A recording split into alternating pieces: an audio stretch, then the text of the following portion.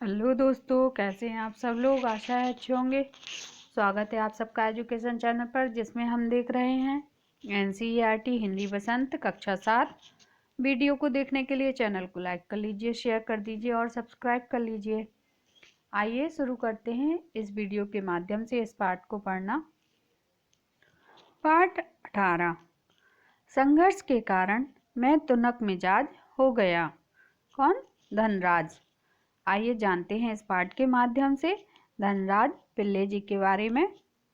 Hockey के सुप्रसिद्ध खिलाड़ी धनराज पिल्ले जब 35 वर्ष के हो गए, उनका एक साक्षात्कार विनीता पांडे ने लिया था। इस साक्षात्कार का संपादित अंश यहाँ दिया जा रहा है। ये है हमारे धनराज पिल्ले जी।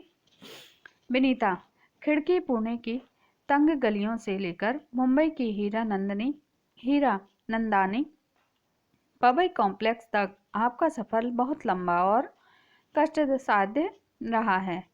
उस सफ़र के बारे में हमें कुछ बताएं। धनराज, बचपन मुश्किलों से भरा रहा। हम बहुत गरीब थे। मेरे दोनों भाई हॉकी खेलते थे। उन्हीं के चलते मुझे भी उसका शौक हुआ, पर हॉकी स्टिक खरीदने तक की हैसियत नहीं थी मेरी, इसलिए अपने साथियों की स्टिक उधार मांगकर काम चलाता था। वह मुझे तभी मिलती जब वे खेल चुके होते थे। इसके लिए बहुत धीरज के साथ अपनी बारी बारी का इंतज़ार करना पड़ता था। मुझे अपनी पहली स्टिक तब मिली जब मेरे बड़े भाई को भारतीय कैंप के लिए चुन लिया गया। उसने मुझे अपनी पुरानी स्टिक दे दी। वह नई तो नहीं थी, लेकिन मेरे लिए बहुत कीमती थी, क्योंकि वह मेरी अपनी थी। मैंने अपने जूनियर राष्ट्रीय हॉकी सन 1985 में मणिपुर में खेली। तब मैं सिर्फ 16 साल का था। देखने में दुबला पतला और छोटे बच्चे जैसा चेहरा। अपनी दुबली कद काठी के बावजूद मेरा ऐसा दबदबा था कि कोई मुझसे भिड़ने की कोशिश नहीं करता था। मैं बहुत जुझारू था, मैदान में भी मैं और मैदान से बाहर भी। 1986 में मुझे सीनियर टीम में डाल दिया गया और मैं बोरिया बिस्तरा बांधकर मुंबई चला आया। उस साल मैंने और मेरे बड़े भाई रमेश ने मुंबई लीग में बेहतरीन खेल खेला। हमने खूब धूम मचाई। इसी के चलते मेरे अंदर एक उम्मीद जागी, मुझे ओलंपिक के लिए नेशनल कैंप से बुलावा जरूर आएगा। पर नहीं आया। मेरा नाम 57 खिलाड़ियों की लिस्ट में भी नहीं था। बड़ी मायूसी हुई, मगर एक साल बाद ही ओलिवियन एशिया कप के कैंप के लिए मुझे चुन लिया गया। तब से लेकर आज तक मैंने पीछे मुड़कर नहीं देखा। विनीता, आपका विद्यार्थी जीवन कैसा रहा?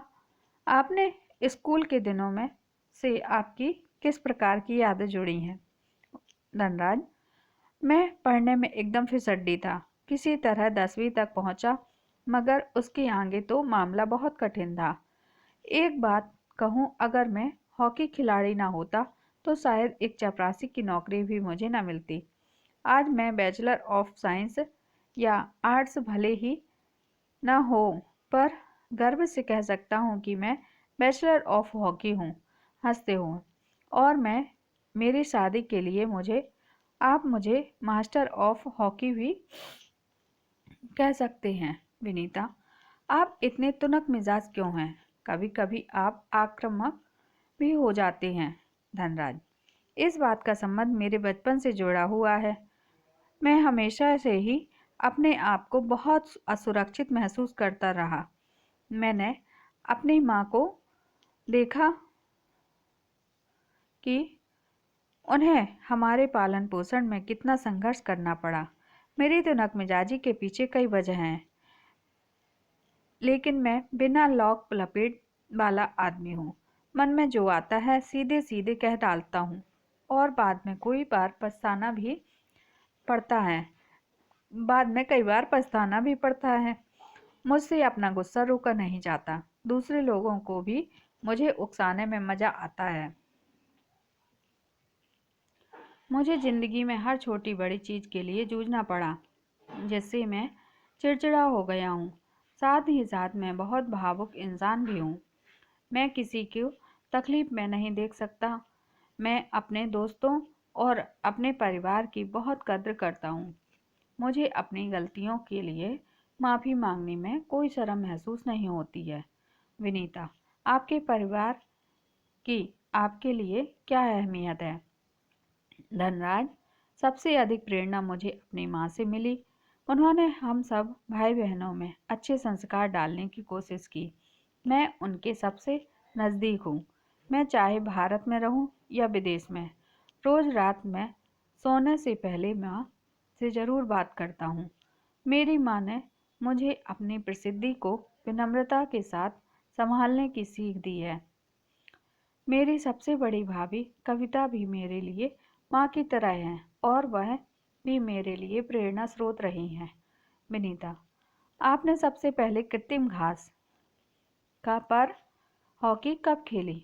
धनराज, मैंने सबसे पहले कृत्रिम घास तब देखी जब राष्ट्रीय खेलों नेशनल में भाग लेने 1988 में नई दिल्ली आया।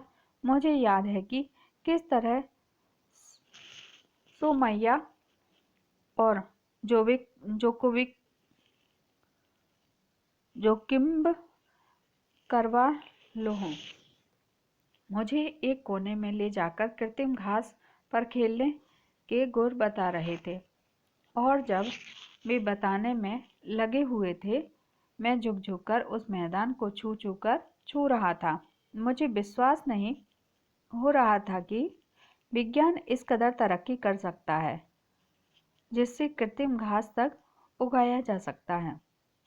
विनीता, हर युवक का यह सपना होता है कि उसके पास एक कार हो। आपके पास अपनी पहली कार कब आई?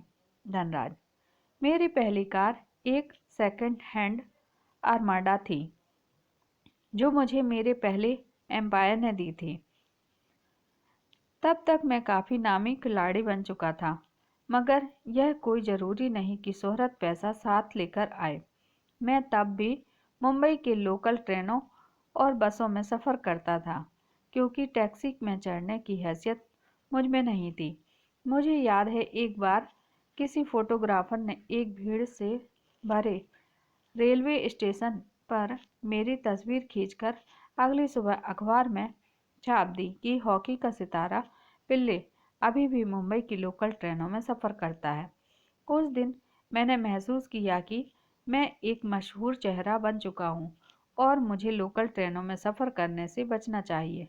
लेकिन मैं कर ही क्या सकता था? मैं जो भी थोड़ा बहुत कमाता, उससे अपना परिवार पर चलाना पड़ता था। धीरे धीरे पैसे जमा करके बहन की शादी की और अपनी माँ के लिए हर महीने पुणे पैसा भेजना शुरू कर किया। आज मेरे पास एक फोर्ड आईफोन है, जिससे मैंने सन 2000 में ख़रीदा था, मगर वह किसी कॉरपोरेट हाउस का दिया हुआ तोहफा नहीं, बल्कि मेरी मेहनत की गाड़ी कमाई से खरीदी हुई कार है। विनीता, सफलता का आपके लिए क्या महत्व है? हॉकी को आपने इतना कुछ दिया, इसके बदले आपको क्या मिला? धनराज, कुछ रुपए इनाम में मिले थे, मगर आज खिलाड़ियों को जितना मिलता है उसके मुकाबले पहले कुछ नहीं मिलता था। मेरी पहली जिम्मेदारी थी परिवार में आर्थिक तंगी को दूर करना और उन सबको एक बेहतर जिंदगी देना। विदेश में जाकर खेलने से जो कमाई हुई, उससे मैंने 1994 में पुणे के भाव पाटिल रोड पर 2 बेडरूम का एक छोटा सा फ्लैट खरीदा। घर छोटा जरूर है, पर हम सबके लिए काफ़ी है। 1999 में महाराष्ट्र सरकार ने मुझे पवई में एक फ्लैट दिया। वह ऐसा घर है जिसे खरीदने की मेरी खुद की हैसियत भी नहीं हो पाती। ये देखिए, ये खेल का मैदान है और जैसे खिलाड़ी खेल रहे हैं यहाँ पर। विनीता, सेलिब्रिटीज के साथ एक ही मंच पर बैठना कैसा लगता है? धनराज, बहुत अच्छा। जब हम राष्ट्रपति से मिले तब यह महसूस हुआ कि हम कितने खास हैं। हॉकी ही है जिसके चलते हर जगह प्रतिष्ठा मिली। तो ये था हमारे धनराज पिल्ले जी का साक्षात्कार। आइए अब हम इसके अभ्यासकार को करते हैं। पहला प्रश्न है, साक्षात्कार पढ़कर आपके मन में धनराज पिल्ले की कैसी छवि उभरती है, वर्णन कीजिए। उत्तर है, धनराज पिल्ले का साक्षात्कार पढ़कर यही छवि उभरती है कि वो सीधा सरल जीवन व्यतीत करने वाले मध्यम वर्गीय परिवार से नाता रखने वाले वे देखने में बहुत सुंदर नहीं है। हॉकी के खेल में इतनी प्रसिद्धि प्राप्त करने का जरा भी अभिमान उनमें नहीं है। वे देखने में बहुत सुंदर नहीं है। हॉकी के खेल में इतनी प्रसिद्धि प्राप्त करने का जरा भी अभिमान उनमें नहीं है। आम लोगों की भांति लोकल ट्रेनों में सफ़र करने में भी कतराते नहीं हैं। विशेष लोगों से मिलकर बहुत प्रसन्नता का अनुभव करते हैं। उन्हें माँ से बहुत लगाव है। इतनी प्रसिद्धि पाने पर भी आर्थिक समस्याओं से जूझते रहे। उन्हें हॉकी खेल से बहुत लगाव है। लोग भले ही उनको तुनक मिजाज समझें, लेकिन वे बहुत सरल हृदय मनुष्य हैं। अगला प्रश्न है, धनराज पिल्ले ने जमीन से उठकर आसमान का सितारा बनने तक की यात्रा तय की। लगभग 100 शब्दों में इस सफर का वर्णन कीजिए। उत्तर है, धनराज पिल्ले का बचपन काफी आर्थिक संकटों के बीच गुजरा है। उन्होंने गरीबी को काफी करीब से देखा है। धनराज पिल्ले ने जमीन से उठकर आसमान का सितारा बनने तक का सफर तय किया है। उनके पास अपने लिए एक हॉकी स्टिक तक खरीदने के पैसे नहीं थे। शुरुआत में मित्रों से उधार लेकर और बाद में बड़े भाई की पुरानी स्टिक से उन्होंने काम चलाया, लेकिन आखिरकार उनकी मेहनत रंग लाई। अंत में 16 साल की उम्र में उन्हें मणिपुर में 1985 में जूनियर हॉकी राष्ट्रीय खेलों हॉकी खेलने का मौका मिला। इसके बाद उन्हें सन 1986 में सीनियर टीम में स्थान मिला। उस वर्ष अपने बड़े भाई के साथ मिलकर उन्होंने मुंबई लीग में अपने बेहतरीन खेल से धूम मचाई। अंततः 1989 में उन्हें ऑलिवन एशिया कप कैंप के लिए चुना गया। इसके बाद वे लगातार सफलता की सीढ़ियों पर चढ़ते रहे और उन्होंने फिर कभी पीछे मुड़कर नहीं देखा। अगला प्रश्न है, मेरी माँ ने मुझे अपनी प्रसिद्धि को विनम्रता से संभालने की सीख दी। धनराज पिल्ले की इस बात का क्या अर्थ है? उत्तर है, धनराज पिल्ले का यह कहना, मेरी माँ ने मुझे अपनी प्रसिद्धि को विनम्रता से संभालने की सीख दी है, का तात्पर्य है कि मनुष्य चाहे कितनी भी सफलता की सीढ़ियों पर चढ़ जाए, उसे कभी घमंड नहीं करना चाहिए और किसी को अपने से छोटा नहीं समझना चाहिए। माँ की इसी सीख को उन्होंने जीवन में अपनाया। अगला प्रश्न है, ध्यानचंद को हॉकी का जादूगर कहा जाता है, क्यों? पता लगाइए। उत्तर है, ध्यानचंद को हॉकी का जादूगर कहा जाता है क्योंकि जैसे जादूगर अपने दांवपेचों से हमारी आंखों में के सामने न जाने क्या क्या करतब दिखाता है और हम दांतों तले उंगली दबा लेते हैं, वैसे ही ध्यानचंद भी हॉकी खेलने में माहिर हैं। कोई भी ऐसा दांवपेच नहीं जो उन्हें न आता हो। कोई भी हॉकी में उन्हें मात नहीं दे सकता। अगला प्रश्न है, किन विशेषताओं के कारण हॉकी भारत का राष्ट्रीय खेल कहा जाता है? उत्तर है, हॉकी का खेल काफ़ी पहले ज़माने से भारत में खेला जाता रहा है। इसे राजा महाराजाओं से लेकर ग्रामीण क्षेत्र के लोग भी बड़े चाव से खेला करते थे। आज भी इस खेल के प्रति रुचि देश और एवं विदेशों में बना हुआ है। इस खेल को खेलने से में अधिक पैसों की ज़रूरत नहीं पड़ती है। पुराने ज़माने के लोग पेड़ों की टहनियों से इस खेल को खेला करते थे। यह खेल वर्षों से लगातार आगे ही बढ़ता जा रहा है। यह समिति संसाधन में खेला जाने वाला खेल इसलिए इसे भारत का राष्ट्रीय खेल माना जाता है। अगला प्रश्न है, आप समाचार पत्र पत्रिकाओं में छपे हुए साक्षात्कार पढ़ें और अपनी रुचि से किसी व्यक्ति को चुनें, उसके बारे में जानकारी प्राप्त कर कुछ प्रश्न तैयार करें और साक्षात्कार लें। ये छात्र स्वयं करें। अगला प्रश्न है, यह कोई जरूरी नहीं कि शोहरत पैसा भी साथ लेकर आए। क्या आप धनराज पिल्ले की इस बात से सहमत हैं? अपने अनुभव और बड़ों से बातचीत के आधार पर लिखिए। उत्तर है, हम धनराज पिल्ले की इस बात से सहमत हैं कि जरूरी नहीं कि शोहरत पैसा भी साथ लेकर आए। उनका यह कथन बिल्कुल सच है।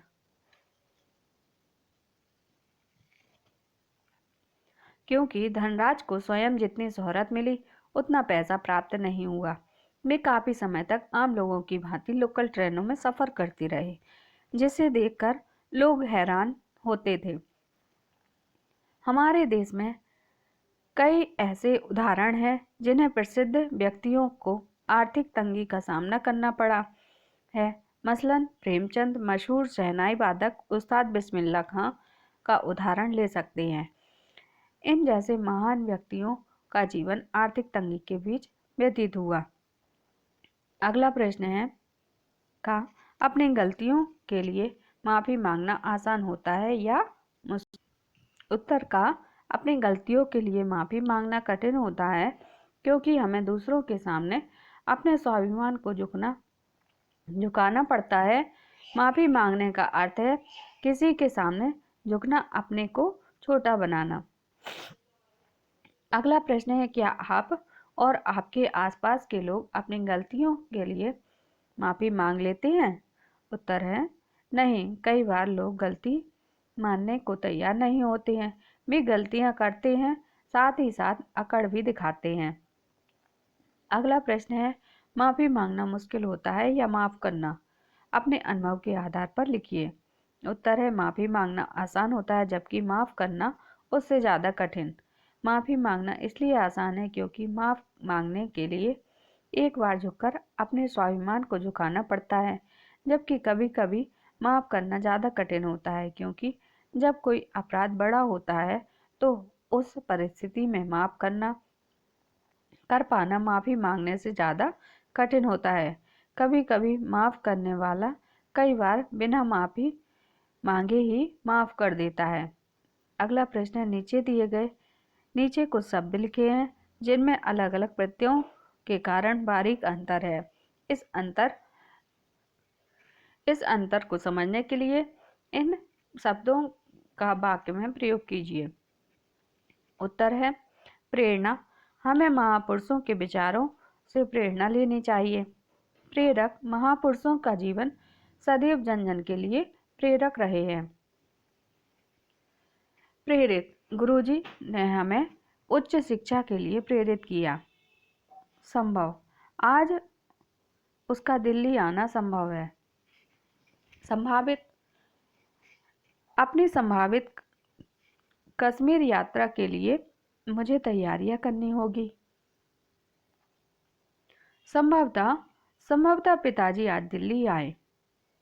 उत्साह, खेल के मैदान में खिलाड़ियों का उत्साह देखते बनता था। उत्साह, इस त्योहार को लेकर मेरे मन में बड़ा उत्साह है। उत्साहित, मैं इस यात्रा को लेकर काफी उत्साहित हूँ। उत्साहवर्धक, खेल के मैदान में प्रधानमंत्री का संदेश खिलाड़ियों के लिए उत्साहवर्धक था। अगला प्रश्न है, तुनक मिजाज शब्द तुनक और मिजाज दो शब्दों से मिलने से बना है। क्षणिक, तनिक और तुनुक एक ही शब्द के भिन्न रूप हैं। इस प्रकार का रूपांतर दूसरे शब्दों में भी होता है, जैसे बादल, बादर, बदर, बदरिया, मयूर, मयूरा, मयूर, मोर, दर्पण, दर्पण, दर्पण। शब्दकोश की सहायता से लेकर एक ही शब्द के दो या दो से अधिक रूपों को खोजिए। कम से कम 4 शब्द और उनके अन्य रूप लिखिए, जैसे अग्नि, आग, ज्वाला, चंद्र, चांद, चंदा, समुद्र, समंदर, सागर, मात्र, माता, माँ। अगला प्रश्न है, हर खेल के अपने नियम, खेलने के तौर तरीके और अपनी शब्दावली होती है। जिस खेल में आपकी रुचि हो उससे संबंधित कुछ शब्दों को लिखिए। जैसे फुटबॉल के खेल से संबंधित शब्द गोल, बैकिंग, पासिंग, बूट इत्यादि। उत्तर है क्रिकेट का एम्पायर, रन, क्षेत्ररक्षण, चौका, छक्का। सही विकल्प चुनिए। संघर्ष के कारण मैं तुनक मिजाज हो गया।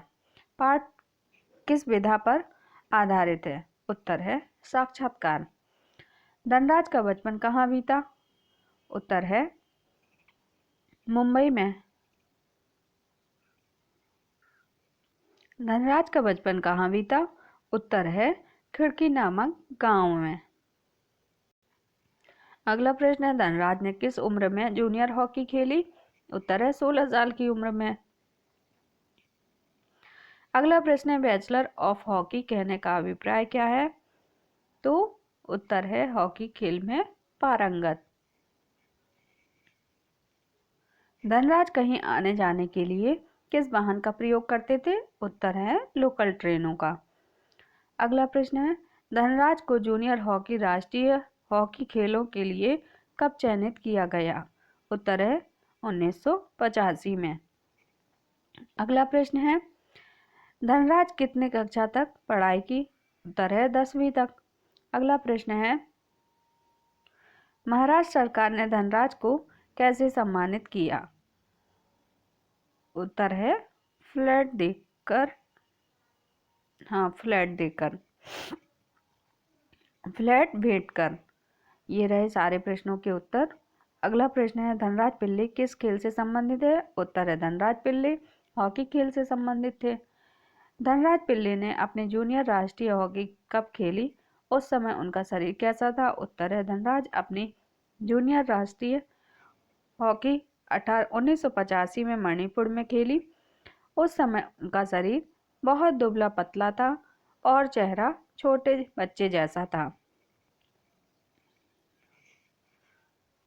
अगला प्रश्न है धनराज ने कृत्रिम घास पर सबसे पहले हॉकी कब खेली?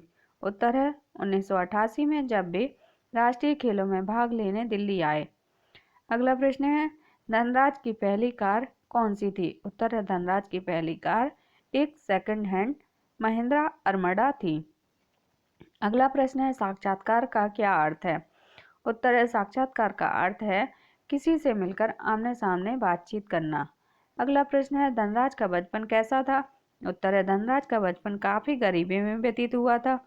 उनको आर्थिक संकट का सामना करना पड़ा था। उनका एवं उनके भाइयों के पालन पोषण में उनकी मां को काफी संघर्ष करना पड़ा था। धनराज को हॉकी खेलने के लिए हॉकी स्टिक खरीदने के पैसे नहीं थे।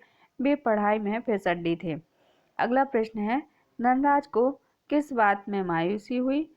यह कैसे खत्म हुई? उत्तर है धनराज का विश्वास था कि उन्हें 1988 में ओलंपिक कैंप का बुलावा जरूर आएगा, पर 57 खिलाड़ियों की सूची में उनका नाम नहीं था। इससे उन्हें मायूसी हुई। यह मायूसी अगले साल अल्बिन एशिया कप के कैंप में के चुनाव पर दूर हुई। अगला प्रश्न है धनराज के व्यक्तित्व की क्या विशेषताएं हैं? उत्तर है उनके व्यक्तित्व की विशेषताएं हैं कि वे भावुक हैं और दूसरों की तकलीफ को नहीं देख सकते हैं। वे अपने मित्रों और परिजनों का बहुत सम्मान करते हैं। वे गलती होने पर माफी मांग लेते हैं। अगला प्रश्न है धनराज किसे पहली जिम्मेदारी मानते थे? उत्तर है धनराज अपनी पहली जिम्मेदारी मानते थे अपने परिवार की आर्थिक तंगी को दूर करना। वे परिवार को बेहतर जिंदगी देना चाहते थे। अगला प्रश्न है धनराज का हॉकी खेलने का सफर कैसा चला? उत्तर है धनराज का बचपन काफी आर्थिक संघर्षों के बीच गुजरा। उनके पास बचपन में तो हॉकी खरीदने के भी पैसे ना थे। जब उनके मित्र खेल चुके थे तो उनसे हॉकी स्टिक मंगवाकर खेलने का अभ्यास करते थे। जब उनके बड़े भाई को भारतीय कैंप के लिए चुना गया तो उन्होंने उन्हें अपनी हॉकी स्टिक दी जो उनकी अपनी थी। उसी से अभ्यास करके पहली बार 16 वर्ष की आयु में 1985 में इन्हें जूनियर राष्ट्रीय हॉकी खेलने का अवसर मणिपुर से में प्राप्त हुआ। सन 1986 में इन्हें सीनियर टीम में शामिल कर लिया गया। इसी वर्ष आल्विन एशिया कप के कैंप में भी इन्हें चुना गया। इसके बाद वे निरंतर सफलता की सीढ़ियों पर चढ़ते रहे और लोगों के प्रिय खिलाड़ी बन गए। अगला प्रश्न है, धनराज पिल्ले के जीवन से आपको क्या प्रेरणा मिलती है? धनराज पिल्ले के जीवन में हमें प्रेरणा मिलती है कि यदि हमारे मन में आगे बढ़ने की चाहत हो, मेहनत और लगन हो, निश्चय हो, तो आर्थिक और पारिवारिक स्थितियां कभी भी आड़े नहीं आती। मनुष्य सदैव सफलता की सीढ़ियों पर चढ़ते रहता है। जैसे धनराज पिल्ले साधारण परिवार से संबंध रखते थे, हॉकी का अभ्यास करने के लिए कई बार उनके पास हॉकी स्टिक भी नहीं होती, लेकिन उनकी मेहनत और लगन ने उन्हें हॉकी का महान खिलाड़ी बना दिया। तो ये थे हमारे धनराज पिल्ले जी, हॉकी के खिलाड़ी। आगे की वीडियो में आगे के पार्ट को करेंगे। यहाँ हम वीडियो समाप्त करते हैं। धन्यवाद।